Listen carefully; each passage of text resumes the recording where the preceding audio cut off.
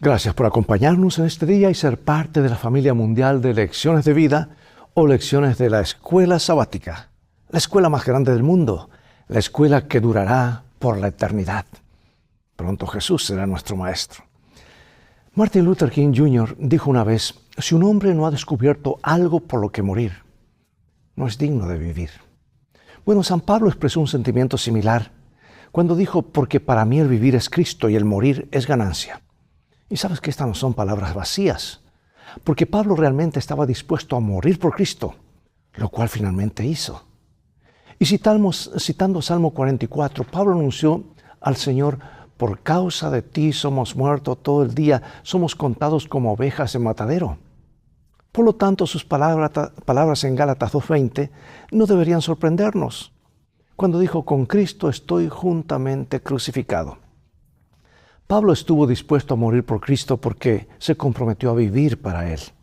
Y él continúa diciendo: ya no vivo yo, mas vive Cristo en mí, y lo que ahora vivo en la carne lo vivo en la fe del Hijo de Dios. Así pues, Pablo vivió y murió por causa del Evangelio.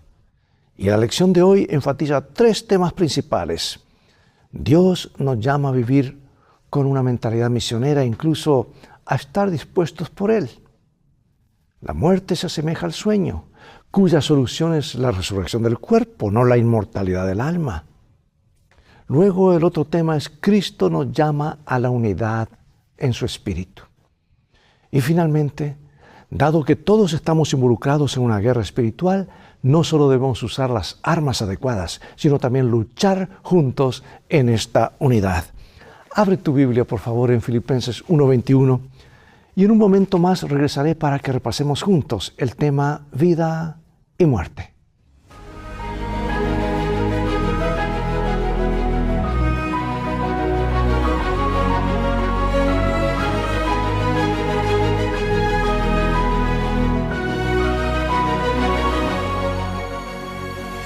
Leo en Filipenses 1:21. Porque para mí el vivir es Cristo y el morir es ganancia. Un versículo corto pero que expresa mucho, ¿verdad? Suele decirse que la muerte es parte de la vida, pero sabes, eso no es cierto. La muerte es lo contrario de la vida. Es el enemigo de la vida y será el último enemigo a ser destruido. Y Pablo dice enfáticamente que Cristo murió para destruir por su muerte al que tenía el dominio de la muerte, a saber, al diablo, y para librar a los que por temor a la muerte vivían como esclavos toda su vida. Y aunque estaba dispuesto a morir por Cristo, Pablo confiaba en su destino eterno. Mientras tanto, lo más importante para él era honrar a Cristo y predicar el Evangelio al mayor número posible de personas con su propia vida o con su muerte. Tal vez esa sea una de las razones por las que tenemos tantas epístolas suyas, por medio de las cuales pudo llegar a muchas personas y lugares, incluso a algunos sitios que él mismo nunca visitó. Ahora, la vida es breve, amigos, lo sabemos, por lo que debemos hacer el mayor impacto posible para el reino de Dios en el lapso de los años que Dios nos presta o nos concede. Y buena parte de ese impacto tiene que ver con que fomentemos la unidad de la fe. Como veremos en este tema, es una de las importantes razones por la que Pablo escribió a los filipenses: la unidad en la fe. ¿Cuál parece ser la expectativa de Pablo en cuanto al resultado de su juicio? ¿Qué considera incluso más importante que ser absuelto? Veamos Filipenses 1, 19 y 20. Porque sé que por vuestra oración y la suministración del Espíritu de Jesucristo, esto resultará en mi liberación, conforme a mi anhelo y esperanza de que en nada seré avergonzado, antes bien con toda confianza, como siempre, ahora también será magnificado Cristo en mi cuerpo, o por vida o por muerte. Aunque Pablo no era un delincuente, no era la primera vez que lo encarcelaban, y tampoco era ajeno a la persecución. En su carta a los Corintios, él detalló sus sufrimientos hasta ese momento. Observemos segunda carta a los Corintios, capítulo 11, y nos dice así: son ministros de Cristo, como si estuviera loco hablando, yo más, en trabajos más abundantes, en azotes sin número, en cárceles más, en peligros de muerte muchas veces. De los judíos 5 veces he recibido 40 azotes menos uno. 3 veces he sido azotado con varas, 1 vez apedreado, 3 veces he padecido naufragio. 1 noche y 1 día he estado como náufrago en el mar, en caminos muchas veces, en peligros de ríos, peligros de ladrones, peligros de los de mi nación, peligros de los gentiles, peligros en la ciudad, peligros en el desierto, peligros en el mar, peligros entre falsos hermanos, en trabajo y fatiga, en muchos desvelos, en hambre y sed, en muchos ayunos, en frío y en desnudez. ¡Qué lista tan extensa! No obstante, aclara inmediatamente que esos sufrimientos no eran lo más importante en su mente. Dice, además de otras cosas, lo que sobre mí se agolpa cada día, la preocupación por todas las iglesias. Esto era su motivo de interés. Al igual que Jesús, que no escatimó nada para salvarnos, Pablo estaba dispuesto a gastar y gastarse por el bien de los creyentes. Sin embargo, paradójicamente, cuanto más se parecen las acciones de una persona a las de Jesús, menos es amada o apreciada por algunos. ¿Ocurre eso? Comienzan las críticas, la envidia, etc. Comenta Elena de White lo siguiente, de una forma magistral. Dice, todos los que quieran vivir piadosamente en Cristo Jesús serán perseguidos. A pesar de ello, los cristianos fieles siguen siendo quizás la forma más poderosa de glorificar a Dios y de revelar la verdad del Evangelio. La paciencia y el gozo de Pablo, su ánimo y fe durante su largo e injusto encarcelamiento eran un sermón continuo. Por eso pregunto, amados, evalúa cómo vives y tratas a las personas, especialmente a quienes no te tratan bien. Mira el ejemplo de Pablo, mira el ejemplo de Jesús. ¿Qué clase de testimonio presentamos a otros acerca de Jesús? Todos, especialmente los creyentes, somos partícipes del gran conflicto que hace estragos a nuestro alrededor y en nosotros. Todos experimentamos de un modo u otro, y hasta nuestro último día de vida, la realidad de esta lucha cósmica. Es que estamos envueltos en una guerra espiritual, pero tenemos armas poderosas. Veamos, como lo menciona el apóstol aquí en 2 Corintios capítulo 10. Pues aunque andamos en la carne, no militamos según la carne, porque las armas de nuestra milicia no son carnales, sino poderosas en Dios para la destrucción de fortalezas, derribando argumentos y toda altivez que se levanta contra el conocimiento de Dios y llevando cautivo todo pensamiento a la obediencia a Cristo, y estando prontos para castigar toda desobediencia cuando vuestra obediencia sea perfecta. O sea que las armas espirituales más letales son las ideas, sean buenas o malas. Y Satanás utiliza la crítica, la traición, la vergüenza, el miedo, la presión grupal y una serie de instrumentos similares que los cristianos nunca debemos emplear. Pero a veces se nos pegan esas costumbres. En cambio debemos usar el amor, la misericordia, la paz, la mansedumbre, la paciencia, la bondad y el dominio propio. Nuestra arma más poderosa, si es usada correctamente, es pues la palabra de Dios que contiene estos principios, manejada por el Espíritu Santo. Porque solo Dios puede llevar la verdad al corazón de una persona. Es el Espíritu que se mueve al leer la palabra. Nosotros somos solo el instrumento de Dios para lograr sus propósitos. Vamos a los siguientes versículos. Filipenses capítulo 1, versículos 21 y 22. Ya leímos parte de esto. Porque para mí el vivir es Cristo y el morir es ganancia. Mas si el vivir en la carne resulta para mí en beneficio de la obra, no sé entonces qué escoger. Bueno, ¿cuál es el punto que destaca aquí Pablo, especialmente en el contexto del gran conflicto? Que nuestra batalla es espiritual, pues estamos en una guerra de ideas y valores. Sin embargo, Cristo ya obtuvo la victoria por nosotros en la cruz y nunca seremos derrotados si permanecemos unidos a Él, incluso si ello nos cuesta la vida. Y Pablo estuvo dispuesto a sobrellevar todo lo que le sucediera aquí en la tierra, por injusto que fuera, pues había confiado su vida y su presente y su futuro al tribunal superior. Y como cristianos no debemos luchar tanto por nuestros derechos como por lo que es justo. contrariamente a la máxima según la cual la fuerza hace la razón, la verdadera fortaleza es el resultado de la última, ¿verdad? La sumisión a la voluntad de Dios es algo honorable. De hecho, es la única manera de obtener la victoria en la guerra que libramos. Pero voy a repetir, la sumisión a la voluntad de Dios, eso es clave. Jesús, por supuesto, es el ejemplo por excelencia de la sumisión a la voluntad de Dios, como demuestra Pablo en Filipenses 2.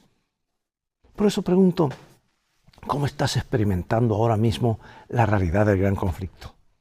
¿Estás sometiéndote al Señor? ¿Cómo puede darte consuelo y fortaleza el hecho de saber que Cristo ya obtuvo la victoria por nosotros? Hay una gran ventaja. Tú y yo también podemos ser victoriosos. Y a continuación el apóstol escribe lo siguiente. Porque de ambas cosas estoy puesto en estrecho, teniendo deseo de partir y estar con Cristo, lo cual es muchísimo mejor, pero quedar en la carne es más necesario por causa de vosotros. Bueno, ¿qué quiere decir aquí Pablo cuando afirma que partir y estar con Cristo, lo cual es muchísimo mejor? ¿Sabes que este pasaje ha sido mal interpretado por muchos a lo largo de los siglos? En el texto para memorizar que leímos al comienzo, Pablo se refiere al contraste existente entre vivir y morir. El cristiano vive para Cristo e incluso puede morir por Él. Y en este sentido, la muerte es ganancia porque nuestro testimonio resulta mucho más poderoso y persuasivo. Sin duda, solo alguien que realmente creyera estaría dispuesto a morir por su fe. Pero también debe reconocerse que los muertos están realmente muertos, es decir, nada saben, descansan en la tumba hasta la resurrección. Por eso Jesús dijo acerca del difunto, su amigo Lázaro, nuestro amigo Lázaro duerme, mas voy a despertarlo del sueño. Si las personas van al cielo inmediatamente cuando mueren, la frustración de Lázaro no podría haber sido mayor al ser traído nuevamente a esta tierra, después de haber estado disfrutando del paraíso durante 4 días. Es que la Biblia no enseña eso. La muerte es como un sueño profundo del que Jesús nos despertará y despertará a sus fieles, a sus seguidores cuando regrese. Entonces, junto con los santos que estén vivos, serán llevados al cielo para estar eternamente con Jesús. O sea que para Pablo partir de la vida presente a fin de estar con Cristo significa participar con Él del sufrimiento y la muerte para llegar de algún modo a la resurrección de los muertos. Además, sin duda, era consciente de que cerraría sus ojos al morir y que lo primero que vería cuando volviera a abrirlos sería a Jesús, quien los llevaría juntamente con todo el pueblo de Dios al lugar que Él ha preparado para quienes le aman. Aunque estaba dispuesto a morir por Cristo, Pablo sabía que sería mejor para los filipenses quedarse en la carne, o sea, estar ahí con ellos. Curiosamente, no es fácil para el cristiano decir si es mejor vivir para Cristo o morir para Cristo. Pablo dijo, es difícil decidirme por una de las dos cosas, seguir vivo o descansar en la tumba, descansar en la fe.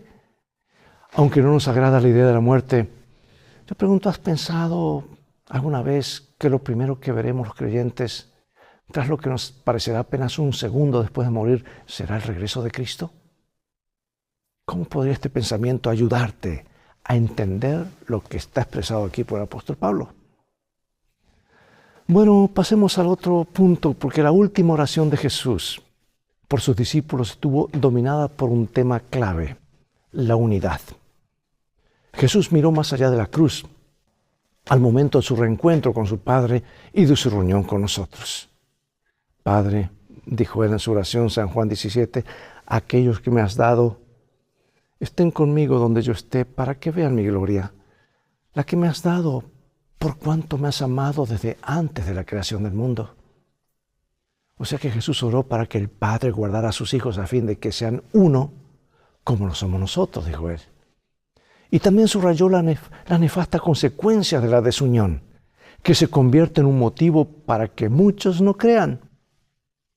Y Jesús subraya 2 veces en esta breve oración que nuestra unidad con Él y con el Padre tiene el propósito de que el mundo crea y que el mundo conozca que tú me enviaste. Pablo y Jesús coinciden en lo que es indispensable para la unidad de la iglesia. Veamos Filipenses y veamos San Juan. solamente que os comportéis como es digno del Evangelio de Cristo, para que, o sea que vaya a veros o que esté ausente, oiga de vosotros que estáis firmes en un mismo espíritu, combatiendo unánimes por la fe del Evangelio. Santifícalos en tu verdad, tu palabra es verdad. Como tú me enviaste al mundo, así yo los he enviado al mundo. Y por ellos yo me santifico a mí mismo para que también ellos sean santificados en la verdad. ¿Sabes que la expresión griega aquí traducida como portarse como es digno significa vivir como ciudadanos? No de un reino terrenal, sino del reino celestial. El Sermón del Monte, por otra parte, describe un hermoso cuadro de lo que significa ser hijos del Padre Celestial y ciudadanos de su reino. Pobres en espíritu, mansos, hambrientos y sedientos de justicia, misericordiosos, puros de corazón, pacificadores y dispuestos a poner la otra mejilla, amar a los enemigos, bendecir a los que nos maldicen y hacer el bien a quienes nos odian. En resumen, practicar la justicia, amar la bondad y andar humildemente con tu Dios, como dice el libro de Miqueas. Sé que es difícil disgustarse con alguien de estas características, ¿verdad? Es muy difícil. Sin embargo, a veces nos molesta que algunas personas sean demasiado buenas. Incluso podemos caer en la tentación de pretender rebajar su valor o encontrar algún punto débil en ellas para demostrar que no son tan buenas y para sentir que pues nosotros no somos tan malos en comparación con ellas. Y entramos a compararnos o etiquetar personas. En lugar de eso, amados, ¿por qué no ocuparnos en ser más amorosos, generosos, misericordiosos y humildes? Ellen White se refirió a quienes aman al mundo y sus ganancias más que a Dios o a la verdad, y tristemente hay de esos. La desunión en la iglesia proviene a menudo del orgullo. Mira cómo lo escribió la profetisa del pueblo de Dios. Leo esta cita bien interesante y dice así: a medida que la iglesia ha cultivado el orgullo y la ambición mundanal, el Espíritu de Cristo se ha ido apartando de ella y se han introducido la emulación y la contienda, destruyéndola y debilitándola. Cuán crucial, amados, cuán crucial es que cada uno de nosotros aprenda la humildad y la mansedumbre que Jesús demostró como nuestro modelo. ¡Qué iglesia tan diferente seríamos! ¡Qué impacto en la comunidad! Y Pablo nos insta a estar unidos sin temor. Solamente que os comportéis como es digno del Evangelio de Cristo, para que, o sea que vaya a veros o que esté ausente, oiga de vosotros que estáis firmes en un mismo espíritu, combatiendo unánimes por la fe del Evangelio, y en nada intimidados por los que se oponen, que para ellos ciertamente es indicio de perdición, mas para vosotros de salvación, y esto de Dios. Porque a vosotros os es concedido a causa de Cristo no solo que creáis en Él, sino que también padezcáis por Él, teniendo el mismo conflicto que habéis visto en mí y ahora oís que hay en mí. Si, amados, la estrategia de Satanás consiste en dividir y conquistar. La desunión es mortal. Jesús dijo, si una casa estuviese dividida contra sí misma, no podrá permanecer. Y este es un principio sencillo que Satanás está encantado de que olvidemos. Nuestra unidad nos ayuda a cumplir nuestra misión profética como el remanente de la profecía bíblica, proclamando el Evangelio eterno a toda nación, tribu, lengua y pueblo. Puesto que la unidad es crucial para cumplir nuestra misión de difundir el mensaje encomendado por Dios, y en vista de que la oración de Jesús de Juan 17 destaca la verdad de la palabra de Dios como una de las claves más importantes para la unidad, mensaje, misión y unidad, ¿no deberíamos poner en práctica, leer esto y practicarlo para que la oración de Jesús sea una realidad en nuestras vidas? Es posible. Jesús lo prometió y Él siempre dice la verdad. Por eso, hermanos, nuestro mensaje no puede separarse de nuestra misión y nuestra unidad. Estas tres claves se mantienen juntas o caen juntas. No hay éxito si falta alguna de ellas, pero no hay nada que temer si las tres están en su lugar. Por eso Pablo exhorta a los creyentes, le dice, en nada se dejen de intimidar por la oposición. Satanás es un enemigo derrotado. Aunque nos quiten la vida a causa de nuestra fe, nada puede hacernos daño si seguimos el bien. Porque el diablo es impotente para detener la marcha de la verdad divina. La vida misma en este mundo tan caído y difícil es compleja, incluso para las personas excelentes. Ahí tenemos a Job, un hombre justo, al punto de que Dios mismo dijo de él que era intachable, recto, temeroso de Dios y apartado del mal. Sin embargo, la calamidad se abatió sobre él y su familia de la noche a la mañana. ¿Quién no ha aprendido, ya sea por experiencia o por lo que le sucedió a otros, que la vida parece transcurrir al borde de un precipicio que puede desmoronarse en cualquier momento? El sufrimiento es hasta cierto punto el destino de todos nosotros, pero con todo es preferible sufrir por Cristo que por cualquier otra razón. Ahora, dos importantes citas antes de concluir de mi escritora favorita. Dice así: de la rueda de tormento, la estaca, el calabozo y de los escondrijos y cavernas de la tierra llegaba a sus oídos el grito de triunfo de los mártires.